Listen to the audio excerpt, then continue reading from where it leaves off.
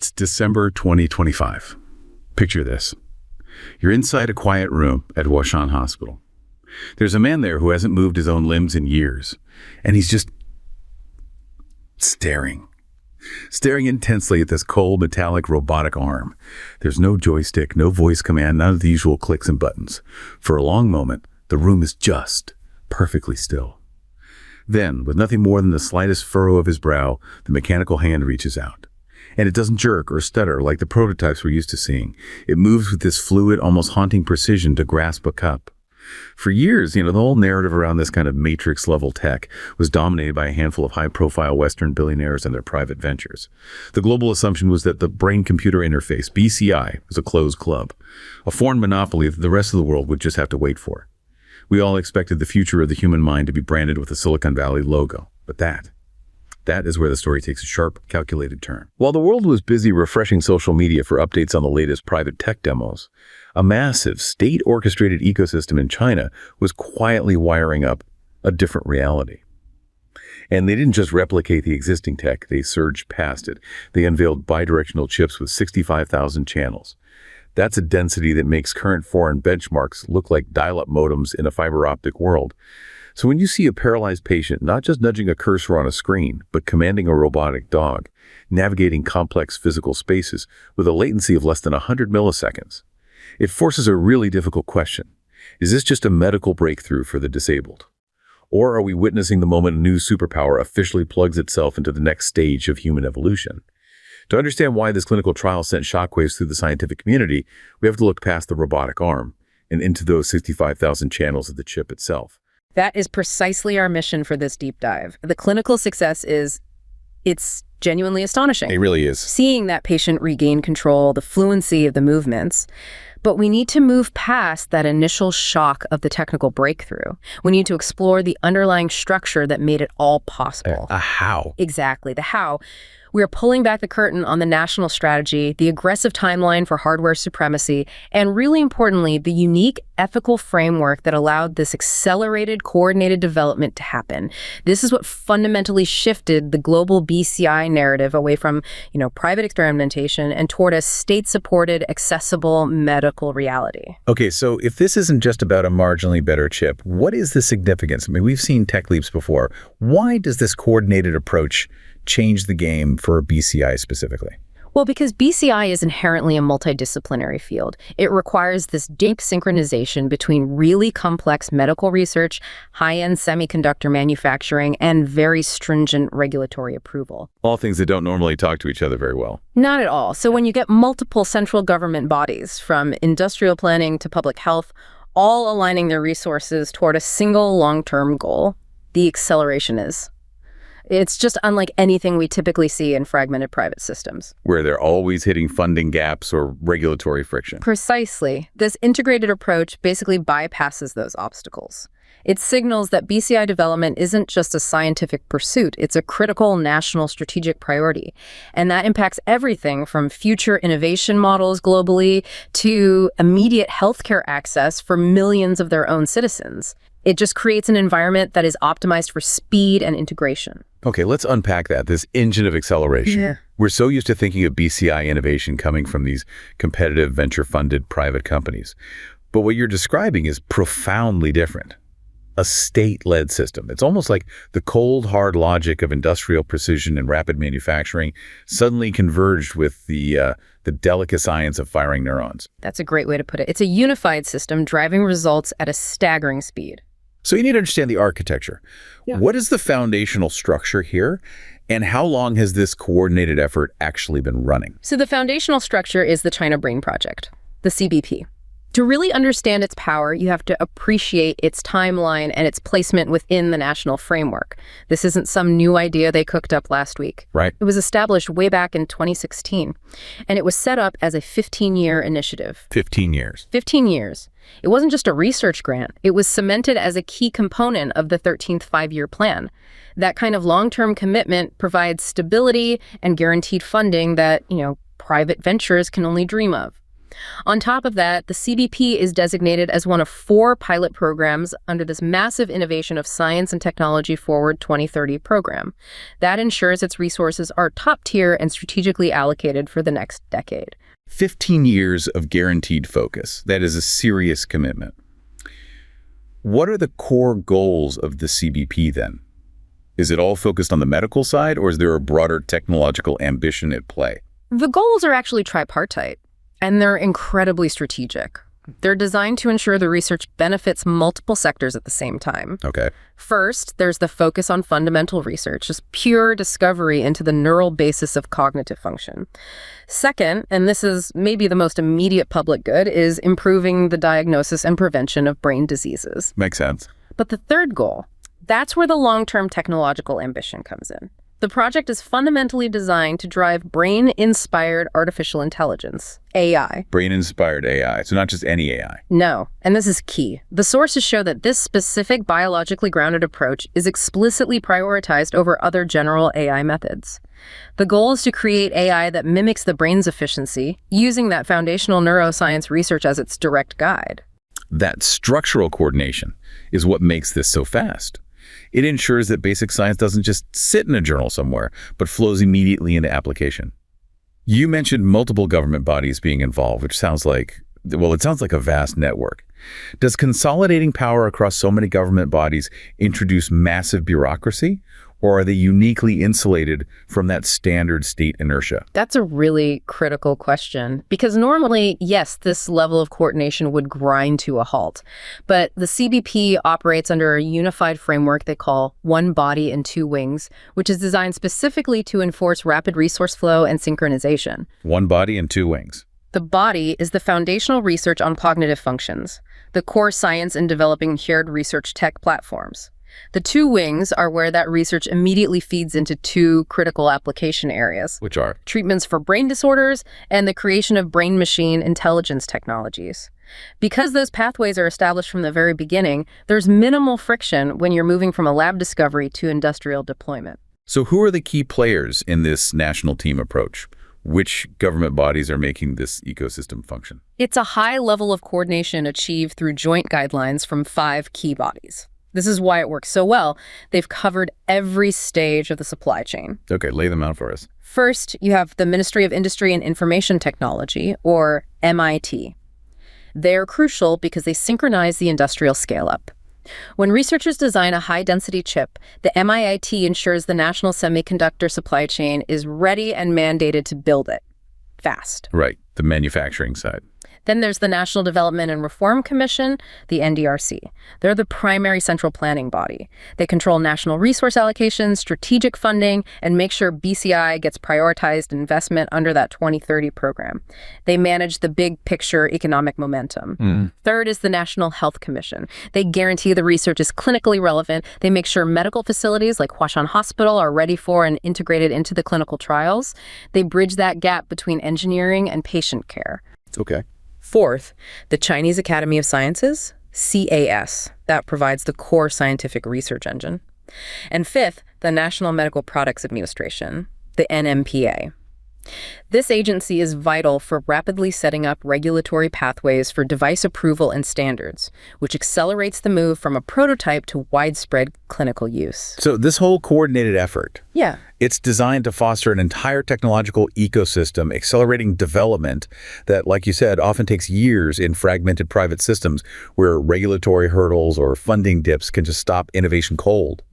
What are the concrete, timed targets on their roadmap? They have very clear, hardline targets. This is a focused sprint.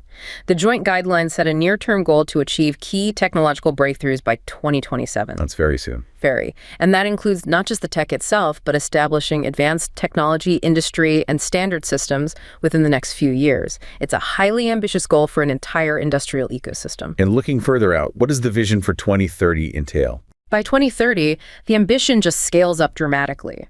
The aim is to significantly strengthen BCI innovation capabilities, establish a safe, reliable industrial ecosystem, and, this is the commercial metric, cultivate 2 to 3 globally influential leading enterprises. Wow. And the central government has formally designated the BCI sector a strategic future industry.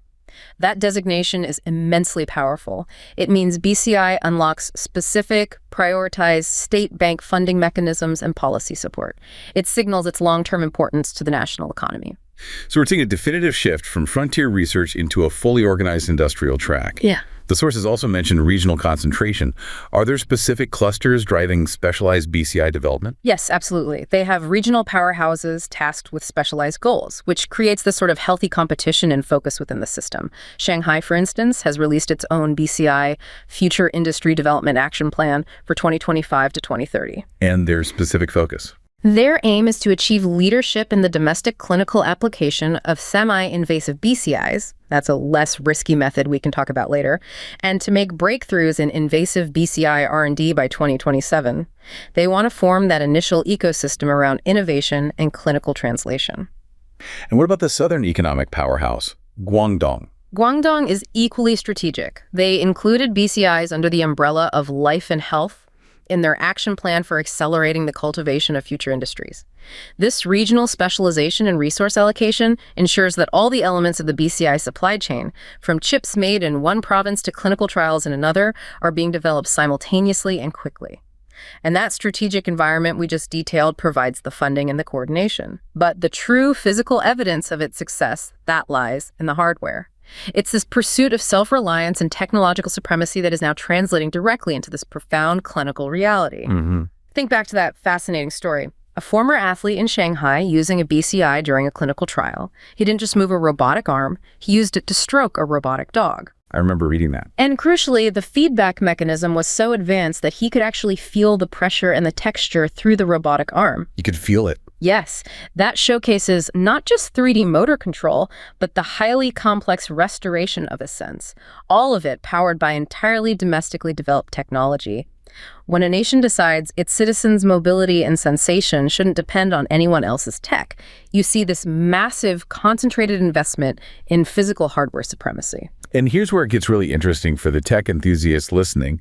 We have to talk about that number. 65,000 channels. For context, if the industry standard was hovering around, 3,000 channels, this is a 20-fold increase in density.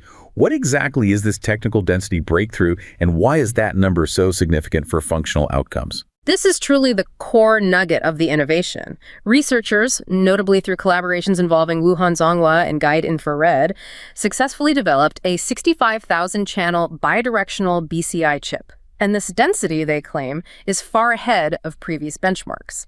The significance of 65,000 channels isn't just a bigger number. It fundamentally changes what you can read from the brain.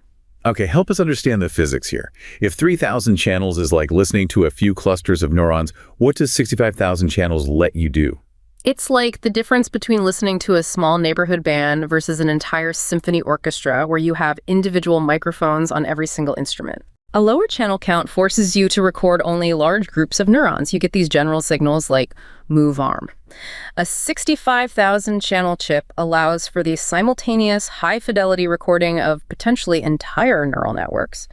This massive data acquisition is essential for decoding incredibly complex high-dimensional commands like the fluid, multi-joint movements of a robotic arm, or even the subtle muscular instructions needed for walking. It moves BCI from coarse control to high-resolution control.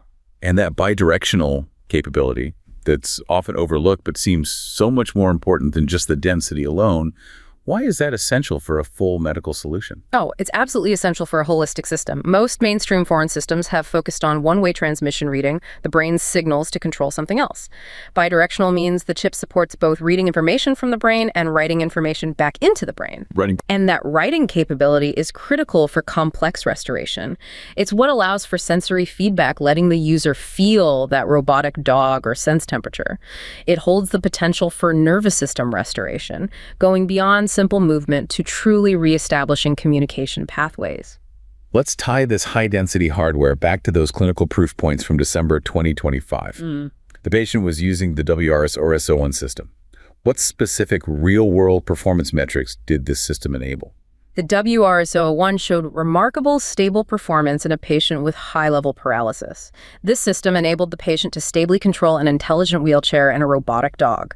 in real-life scenarios. Not just in a lab. Exactly. This is a critical move beyond simple screen-based control, moving a cursor on a monitor. This is real-world 3D interaction and manipulation of physical objects. It requires far more processing power and signal stability. And the smoothness of that control is what stands out in the report. How did they achieve that fluid, natural movement, avoiding the typical jerky, delayed movements we've seen in earlier prototypes? It has to be latency. It's entirely down to latency and signal processing. Latency is the time gap between the brain signal being generated and the device executing the command.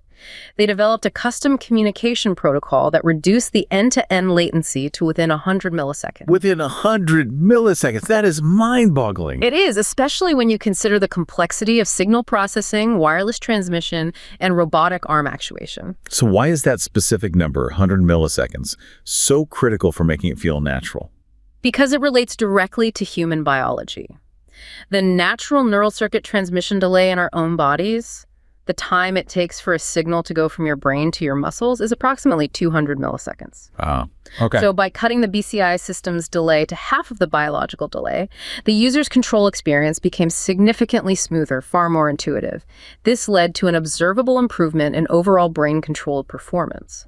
They showed gains of 15 to 20% compared to previous benchmarks. Just achieving that ultra-low latency wirelessly while managing power demands and signal instability, it's a huge engineering challenge they overcame. That low latency is truly transformative for usability. But the innovation isn't just confined to motor control. We also saw major breakthroughs related to language and communication, that demands even more complex cognitive decoding. Absolutely. Motor control is impressive, but translating pure thought into language is a profound leap. In December 2024, there was a major breakthrough from a clinical trial by NeuroX's and Huashan Hospital. They achieved the real-time synthesis of Chinese language using an implantable, flexible BCI system.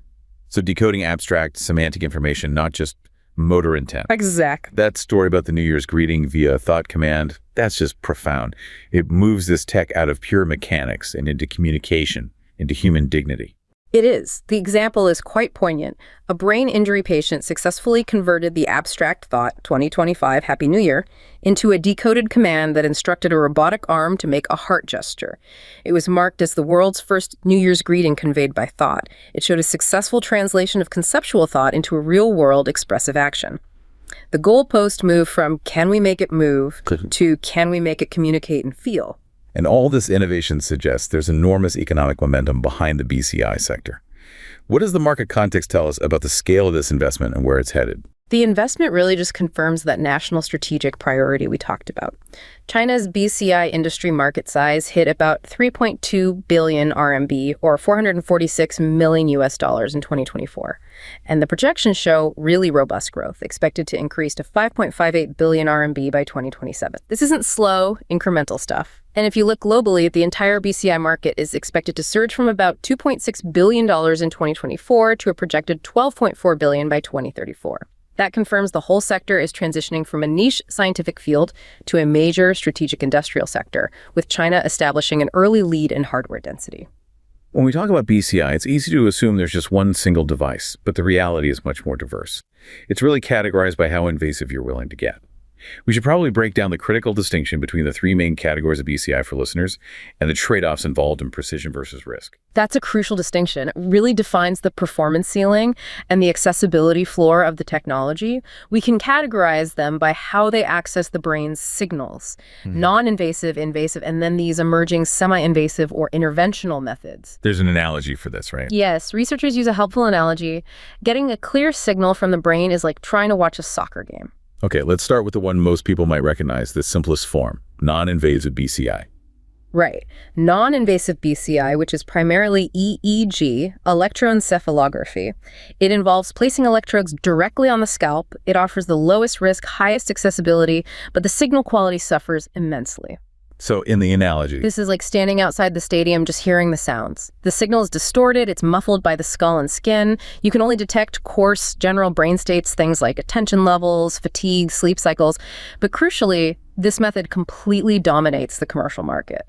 It accounted for a massive 85.94% of market revenue in 2023, just due to its low cost and ease of use. So if non-invasive is standing outside, the invasive approach must be the highest resolution option. the one you need for that 65,000 channel density we just discussed. Precisely. The invasive BCI involves neurosurgery to implant electrodes directly into the brain tissue, like placing arrays on or within the cortex. This is watching the game from the front row VIP section with a high-definition camera. Yeah. It offers the highest spatial and temporal resolution, capable of recording signals from hundreds to thousands of individual neurons.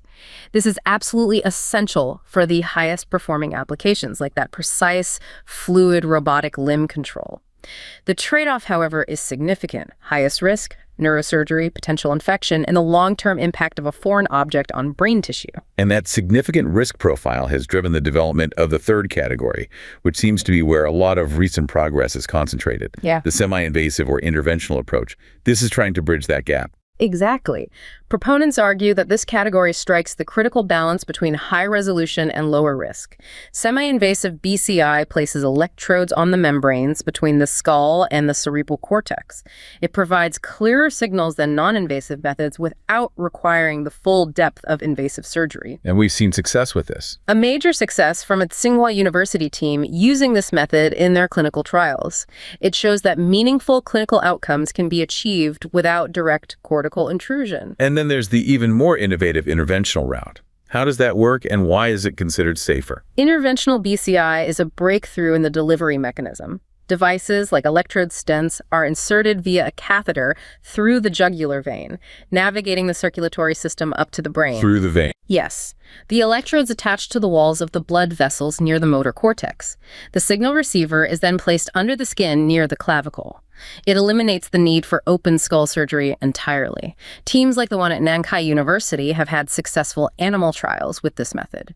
It's safer, simpler to insert and remove, while still capturing signals that are significantly stronger and clearer than non-invasive devices. Looking at the clinical applications, the primary focus seems firmly fixed on restoration, on moving this technology from the lab to actual life-changing patient outcomes. What are the key milestones achieved in functional restoration across these methods? The milestones are impressive, and they speak directly to solving human suffering. In the invasive category, the Zhejiang University team was a pioneer.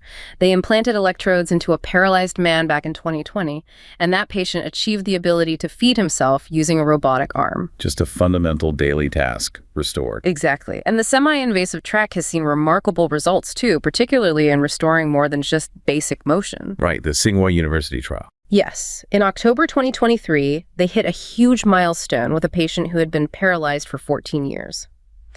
After 3 months of training with the semi-invasive BCI, the patient performed gripping actions with over 90% accuracy.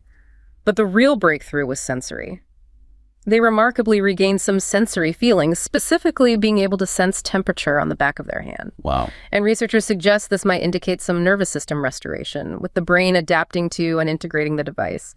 It's moving beyond simple control to neuroplastic repair. These restoration efforts are clearly driven by a massive, global, unmet clinical need.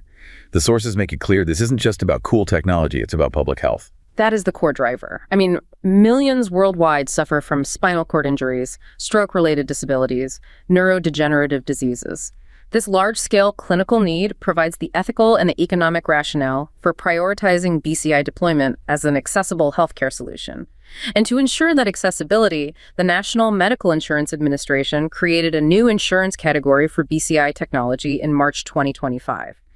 That rapid integration into the healthcare system is a crucial step to make sure this technology isn't just for the elite. Right, but for those who actually need it most. And beyond surgery, we're also seeing rapid advancement in non-invasive applications, specifically in digital therapeutics or DTX. This takes BCI out of the operating room entirely. That's a rapidly growing frontier and another key area of strategic focus. China is making significant headway in DTX, often by combining non-invasive BCI with EEG-based neurofeedback systems to offer non-pharmacological interventions. And the regulatory framework has adapted quickly. Since 2020, the NMPA has already approved more than 17 digital therapeutic products, primarily for mental and psychological diseases. What are the main applications they're focusing on in the DTX space that leverage non-invasive BCI? They're diverse, but cognitive disorders and diabetes are the most frequently studied. A particularly successful and, heartwarming application is the use of BCI-based serious video games and neurofeedback for children with ADHD. These non-invasive tools have been shown to train children to self-regulate their brain activity, leading to improvements in inattention symptoms. It's a perfect example of why the non-invasive approach matters. It's highly suitable for pediatric applications where implantation risk is naturally ruled out. It offers a safe, accessible therapeutic alternative. And as we move from surgical success and technical density to widespread clinical application, the conversation has to shift. It has to move from sheer capability to social responsibility. I remember learning about the early discussions around the ethical guidelines, where experts, philosophers, neuroscientists, engineers were tasked with deciding not just how to make the brain faster, but where to stop. A critical question. And they consciously made the foundational choice to prioritize motor function restoration for the paralyzed over, more profitable superhuman upgrades. This approach shifts the focus from a purely speculative cyborg future to one of collective human progress and the quiet dignity of restoring basic human functions. By setting these standards proactively and nationally, they are ensuring that, as the tech advances, it serves humanity responsibly. That is a crucial point. It seems that while other global counterparts often react to ethical challenges after the tech is already deployed, this initiative put the ethical framework in place early in the development cycle. When did these comprehensive guidelines emerge, and how broad was the disciplinary input? The comprehensive guidelines were issued early. They came from the Ministry of Science and Technology, MOST, in February 2024, well before the most advanced systems reached mass trials.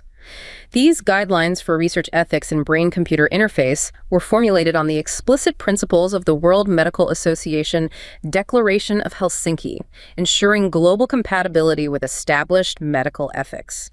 And the process involved a truly diverse set of experts: neuroscience, philosophy, law, medical engineering, psychology, establishing a robust, multidisciplinary consensus from the very outset. The sources outline 6 key ethical criteria that guide BCI research. These seem fundamental to understanding the controlled development pathway. Can you walk us through those core tenets? Absolutely. The 6 criteria are designed to maximize benefit while rigorously minimizing risk and ensuring social justice. First is beneficence.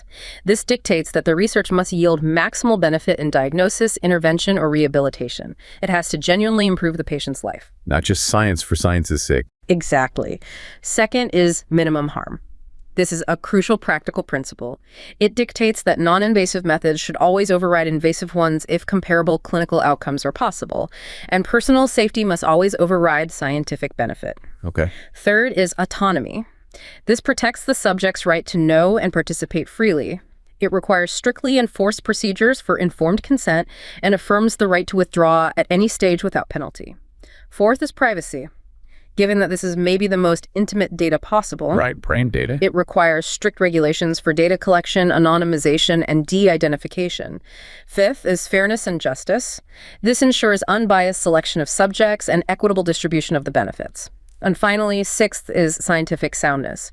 The research protocols just have to be scientifically sound and show sufficient social benefit. That level of detail shows a conscious effort to prevent the technology from running ahead of its social framework. But the most significant ethical distinction, and the one that seems to shape the entire direction of this development, is that clear line they drew between therapy and augmentation. This is the critical juncture that sets this national strategy apart. The guidelines explicitly categorize BCI tech into 2 domains: therapeutic BCI, which helps those with existing disabilities, and augmentative BCI, which enhances healthy people's abilities. And the policy actively, explicitly prioritizes the first one. So how are they managing the risk of augmentation? The idea of enhancing attention or memory in healthy people is what grabs headlines and attracts private investment, but it also opens a massive ethical Pandora's box. The guidelines urge explicit moderation in the use of augmentative BCI. They don't ban it, but they mandate a thorough risk-benefit assessment and require strict control. The caution is specifically targeted at minimizing severe potential risks like addiction, adverse effects on human reasoning, and the very real danger of exacerbating social inequality if cognitive enhancement becomes a luxury for the privileged. The messaging is crystal clear. Restoration for the disabled comes first. Augmentation must be approached with extreme caution and oversight. This coordinated, strategic, ethics-first model sounds like a fundamentally different regulatory rhythm compared to global counterparts. Yeah. How does it compare with the models we see in the US or Europe? The governance models diverge significantly. In the United States, development is primarily driven by large private companies, often using rapid regulatory pathways like the FDA's Breakthrough Devices program. While this accelerates market entry, governance often plays catch-up. You saw the emergence of neuro rights legislation after devices were already showing capabilities that challenged existing ethical norms. The priority there is rapid innovation and private enterprise. And Europe, often seen as more conservative. Europe generally takes a more precautionary ethics-first approach. They heavily emphasize human dignity, informed consent, robust data protection. They typically embed BCI governance within broader AI ethics regimes, like those derived from GDPR. This creates strong patient protections, but it can tend to slow down the speed of large-scale clinical deployment compared to the rapid, coordinated pace we're seeing in this model. So China's model is distinct. It's highly coordinated, with a strategic emphasis on restorative medical outcomes supported by national ethical standards, all designed to accelerate a self-reliant industrial chain while embedding social responsibility from the beginning. Exactly. It's an integrated approach that leverages the power of central planning to simultaneously drive radical technological advancement, like that 65,000 channel chip-in construct robust ethical guardrails, ensuring the technology serves a critical collective medical need first and foremost. This deep dive has been a comprehensive look behind the headlines of that incredible clinical success in December 2025. We've really covered three major interlocking points that explain this accelerated progress. First, the state integration and strategic planning. That 15-year China Brain project and the coordinated national team approach, which transitioned BCI from frontier research to an organized industrial track with clear targets through 2030. Second, the hardware innovation and supremacy, specifically that development of the 65,000 channel bidirectional BCI chip. That technical density and drive for self-reliance broke existing technological monopolies, enabling real-world 3D interaction, sensory feedback, and control with that ultra-low latency under 100 milliseconds, which translates directly into functional recovery for patients. And finally, the crucial importance of the proactive ethical guidelines. The most of these guidelines, established early on, explicitly prioritize therapeutic BCI restoring function for the disabled over augmentative enhancements. And this commitment ensures that social responsibility and collective human progress remain the core focus, distinguishing its governance model from its global counterparts. And this integrated approach really demonstrates a clear path where this life-changing technology, which was previously seen as a distant foreign luxury or a private hobby for the wealthy, is quickly becoming an accessible medical reality. It's all supported by comprehensive national planning and ethical foresight. The success of BCI is proving to be a story not just of engineering genius, but of a strategic long-term societal choice.